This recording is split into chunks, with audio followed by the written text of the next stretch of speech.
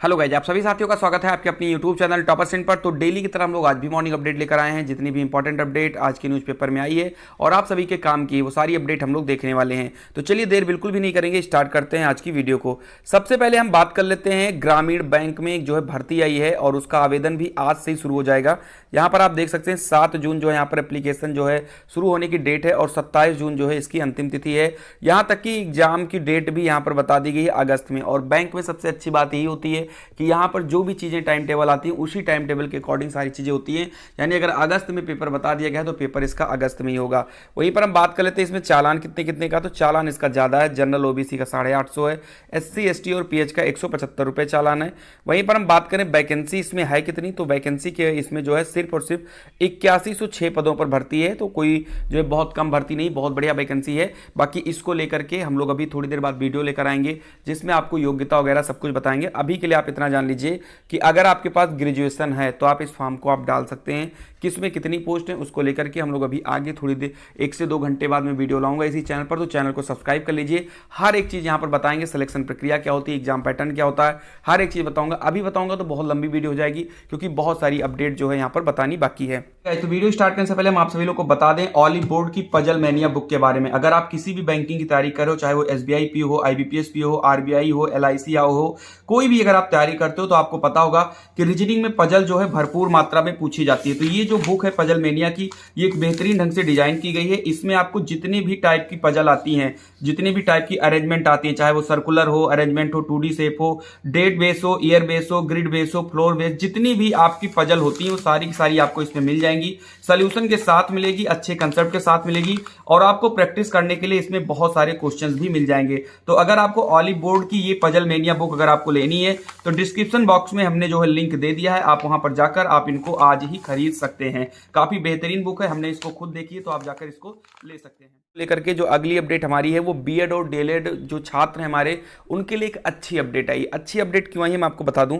अभी आपने देखा होगा 2 से 3 दिन पहले या 1 हफ्ते पहले आपने देखा होगा सदन में संदीप सिंह जी ने ये बताया था कि बेसिक शिक्षा विभाग में जो शिक्षक और छात्र का जो अनुपात है, यानी कि 30 लड़कों पर जो 1 शिक्षक होते हैं, यानी 30 जो है आपके छात्र पर 1 शिक्षक होते हैं, उनकी जो अनुपात है वो बराबर है। इसलिए कोई भर्ती का जो है यहाँ पर नामो निशान नहीं है। लेकिन अब जो है एक अच्छी अपडेट ये आई है, आप यहाँ पर देख सकते हैं 5 जून को एक पत्र जो है जारी किया गया है। प्रेषक है सचिव उत्तर प्रदेश बेसिक शिक्षा परिषद प्रयागराज और सेवा में है समस्त जिला बेसिक शिक्षा अधिकारी उत्तर प्रदेश। यहां पर बताया गया सूचना उपलब्ध कराए जाने के संबंध में।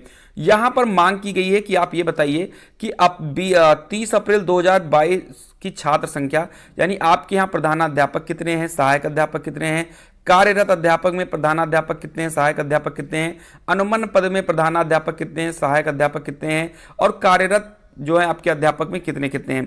तो यहाँ पर चीज़ें ग्रामीण क्षेत्र और नगर क्षेत्र दोनों का पूछा गया है। वहीं पर उच्च प्राथमिक में भी सेम चीज़ें पूछी गई हैं। तो हर एक डिस्ट्रिक्ट के जो भी जिला अधिकारी हैं, आप यहाँ पर देख सकते हैं जिला बेसिक शिक्षा अधिकारी हैं, उन सभी लोगों के पास में इसको भेज दिया गया है और उम्मीद है, और इसमें ज़्यादा समय भी नहीं दिया गया है। यहाँ पर ये बताया गया है 7 जून यानी आज की ही डेट तक ये चीज़ें आपको उपलब्ध करवानी है कि आपके क्षेत्र में कितने। तो यहाँ से एक उम्मीद निकल कर आई है कि अगर थोड़े से छात्रों की संख्या ज़्यादा होती है तो कहीं ना कहीं जो शिक्षक और छात्र का अनुपात है वो थोड़ा सा इधर उधर होगा और कहीं ना कहीं भर्ती की जो है आस जगेगी। लेकिन सबसे बड़ी बात तो यही है कि यहाँ पर बिना ये सारी चीज़ें मंगाए ही बेसिक शिक्षा मंत्री ने बता दिया कि शिक्षक और छात्र अनुपात बराबर है, जिससे छात्र काफ़ी ज़्यादा क्रोध में थे कि भाई इतने ज़्यादा एडमिशन होते हैं उसके बावजूद भी शिक्षक छात्र आपका अनुपात बराबर है। 51,112 पदों का जो है हलफनामा आपने खुद जो है सुप्रीम कोर्ट में लगाया है, उस भर्ती का क्या हुआ। तो कहीं ना कहीं अब देखना ये होगा कि इसमें कितने लोगों के पद जो है खाली भेजते हैं, छात्र अध्यापक क्या चीज़ें अनुपात आती है, वो आपको मैं बाद में वीडियो के माध्यम से बताऊंगा जब चीज़ें निकलकर यहाँ से सामने आएंगी।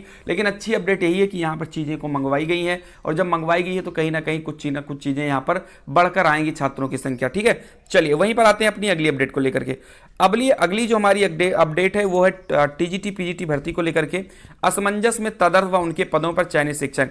प्रदेश के अशासकीय सहायता प्राप्त माध्यमिक विद्यालयों में कार्यरत तदर्थ शिक्षक वर्ष 2021 की प्रवक्ता संवर्ग और प्रशिक्षित स्नातक शिक्षक TGT की परीक्षा के बाद नौकरी को लेकर असमंजस में हैं। तदर्थ शिक्षकों को सुप्रीम कोर्ट ने विनियमित करने के बजाय परीक्षा में शामिल होने का आदेश देकर उनके अस्थायी होने की उम्मीद को खत्म कर दिया है। माध्यमिक शिक्षा निदेशक भी शासन के इस संबंध में स्थिति स्पष्ट कर चुकी है। पिछले दिनों प्रयागराज की जिला विद्यालय निरीक्षक ने तदर्थ शिक्षकों का वेतन रोककर खतरे की घंटी जोर से बजा दी थी। प्रदेश भर के करीब 6000 तदर्थ शिक्षक हैं। इनकी नियुक्ति शैक्षिक कैलेंडर वर्ष या नियुक्ति वर्ष में उत्तर प्रदेश माध्यमिक शिक्षा सेवा चयन बोर्ड से चयनित शिक्षक के आने तक होती है। इधर वर्ष 2000 के बाद नियुक्त हुए किसी तदर्थ शिक्षक को विनियमित नहीं किया गया। विनियमित किए जाने की मांग को लेकर ये शिक्षक सुप्रीम कोर्ट गए थे, लेकिन कोर्ट ने उन्हें टीजीटी पीजीटी 2021 की परीक्षा में सम्मिलित होने का आदेश देकर उनकी उम्मीद के दरवाजे बंद कर दिए। इधर विद्यालयों के प्रबंधक और जिला विद्यालय निरीक्षक चयन बोर्ड को अध्याचन तो भेजते रहे, लेकिन तदर्थ शिक्षकों के पदों का अध्याचन भेजने में कोताही बरती, जिसके कारण वह पदों पर बने रहे। अगर समय समय पर तदर्थ शिक्षक पदों पर भी अध्याचन भेजा गया होता तो वह परीक्षा में शामिल होकर चयनित हो जाते, लेकिन लंबे समय से ऐसा नहीं किए जाने से उनके हाथ से यह अवसर भी चला गया। वर्ष 2021 की टीजीटी भर्ती में तदर्थ शिक्षक पदों पर चयनित हुए शिक्षकों को नियुक्ति न मिलने पर चयन बोर्ड सुप्रीम कोर्ट के आदेश के परिप्रेक्ष्य में समायोजित करने से इनकार कर चुका है। ऐसे में तदर्थ शिक्षक सरकार से कोई राहत पाने की उम्मीद में है और चयनित शिक्षक नियुक्ति दिलाए जाने की प्रतीक्षा में अटके हुए हैं।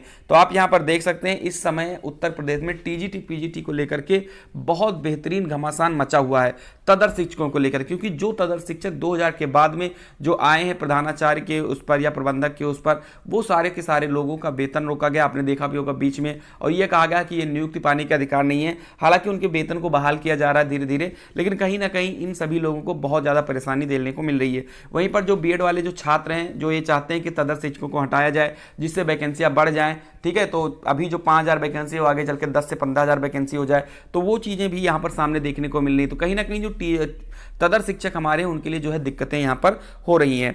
चलिए वहीं आते हैं अपनी अगली अपडेट को लेकर के। समाज कल्याण के 489 स्कूलों में भर्ती पर रोक। बेसिक शिक्षा विभाग से मान्यता प्राप्त और समाज कल्याण विभाग से संचालित व अनुदानित प्रदेश के 489 प्राइमरी स्कूलों में शिक्षकों की भर्ती और वित्तीय अनुमोदन पर रोक लगा दी गई है। यहाँ पर बताया गया सचिव शासन ने 11 मई को निदेशक समाज कल्याण विभाग को पत्र लिखकर इन स्कूलों में चयन के लिए गठित समिति भंग कर दी है। साथ ही छात्र शिक्षा का अनुपात तार्किक बनाने का अनुरोध किया है। समाज कल्याण विभाग ने अनुदानित स्कूलों में कार्यरत शिक्षकों एवं उनमें पंजीकृत उपस्थित छात्र छात्राओं के अनुपात अक्टूबर 2021 में जिला समाज कल्याण अधिकारियों ने जुटाई है। 489 स्कूलों में कुल यहाँ पर बताया गया 71,006 छात्र पंजीकृत हैं। इन स्कूलों में स्वीकृत 3676 पदों के सापेक्ष 1759 शिक्षक कार्यरत हैं। कक्षा 1 से 5 तक के इन स्कूलों में शिक्षकों के औसत 7.5 पद स्वीकृत हैं, जबकि छात्र छात्राओं की संख्या काफ़ी कम है। यहाँ पर देख सकते हैं, यहाँ पर बताया गया है ये आपके स्कूल हैं जो बेसिक शिक्षा विभाग में जो समाज कल्याण के जरिए जो चलते हैं, यानी वहाँ पर शिक्षकों के वेतन ये सारी चीज़ें जो है यहाँ पर समाज कल्याण विभाग देती है। यहाँ पर ये बताया गया कि कुछ स्कूलों में 23 से 25 तक ही शिक्षक हैं। यहाँ भी पता चलता है कुल स्कूलों में शिक्षकों के स्वीकृत पद की संख्या 23 से 25 तक है। शासन का मानना है कि शिक्षा के सार्वभौमिकरण के बाद समाज कल्याण के इन प्राथमिक स्कूलों को उपदेयता ही समाप्त हो चुकी है, और क्योंकि बेसिक शिक्षा विभाग की ओर से प्रति 1 से 1.5 किलोमीटर पर स्कूल स्थापित किए गए हैं, भविष्य में जरूरत होने पर परीक्षा से होगी भर्ती। शासन ने साफ किया कि भविष्य में जरूरत होने पर समाज कल्याण के अनुदानित स्कूलों में प्रतियोगी परीक्षा के जरिए शिक्षकों की भर्ती होगी। और यहाँ पर आप एक बड़ी अपडेट देख पा रहे होंगे, 30 से कम छात्र वाले स्कूलों को बंद किया जाएगा। आदेश में साफ है कि जिन स्कूलों में 30 से कम बच्चे पंजीकृत हैं उन्हें अनुदान सूची में बनाए रखने का कोई औचित्य नहीं है। इन स्कूलों के छात्रों को बेसिक शिक्षा विभाग के निकटस्थ स्कूलों में प्रवेश देकर शिक्षकों को दूसरे स्कूलों में समायोजित करने को कहा है। तो आप ये देख सकते हैं कि यहाँ पर ऐसी हालत हो गई है कि बहुत सारे स्कूल ऐसे हैं जहाँ पर 30 छात्र भी जो हैं इनरोल नहीं है, यानी कि वहाँ पर 30 छात्र भी नहीं है। ऐसे में जो है उन स्कूलों को बंद करने की बात की जा रही है और वहाँ के जो छात्र हैं उनको अपने बगल के स्कूलों में ट्रांसफ़र करने की बात की जा रही है। चलिए वहीं पर आते हैं अपनी अगली अपडेट के बारे में। यहाँ पर कहा गया है कि आईएएस की तरह पीसीएस में भी चाहिए 2 अतिरिक्त अवसर। जिस तरह आईएएस परीक्षा का पैटर्न बदले जाने के बाद अभ्यर्थियों को संघ लोक सेवा आयोग की सिविल सेवा परीक्षा में 2 अतिरिक्त अवसर दिए गए थे, उसी तरह अभ्यर्थियों को पीसीएस परीक्षा में भी 2 अतिरिक्त अवसर चाहिए। अभ्यर्थी काफ़ी समय से यह मांग कर रहे हैं और अब पूर्व आईपीएस अफसर अमिताभ ठाकुर एवं सामाजिक कार्यकर्ता नूतन ठाकुर ने भी छात्रों की इस मांग का समर्थन करते हुए मुख्यमंत्री को पत्र लिखा है। उत्तर प्रदेश लोक सेवा आयोग ने पीसीएस 2018 में मुख्य परीक्षा के पैटर्न में बड़ा बदलाव किया। इस बदलाव से उन अभ्यर्थियों को सबसे अधिक झटका लगा जो कई वर्षों से पीसीएस परीक्षा में शामिल हो रहे थे और ओवर एज होने के करीब थे। वे खुद को परीक्षा के पैटर्न के अनुरूप नहीं बदल सके।